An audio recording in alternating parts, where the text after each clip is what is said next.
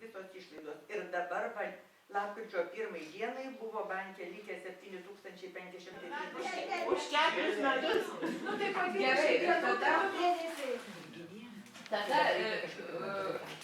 bandysim sutvarkyti šitą išeiną.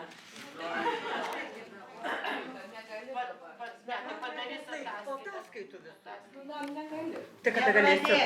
25 metų sausio 12 dieną LRT laidoje Gyventi kaime gera buvo parodytas reportažas apie Svėdasų bendruomenę.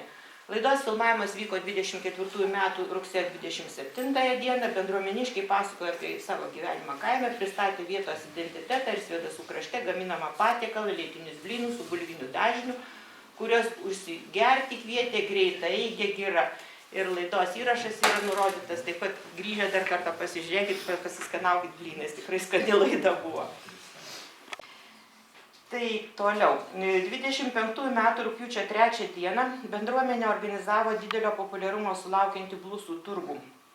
Šio renginio tikslas - palaikyti tvarumo idėją ir nebereikalingiems namų apyvokams daiktams suteikti galimybę toliau būti naudingiems.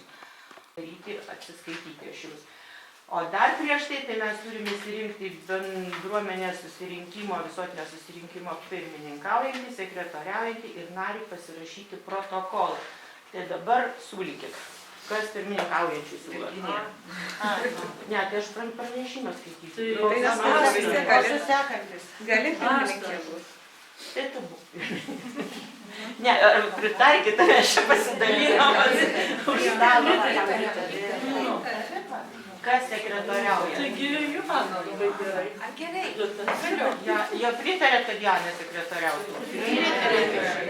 Ir narys pasirašyti protokolą.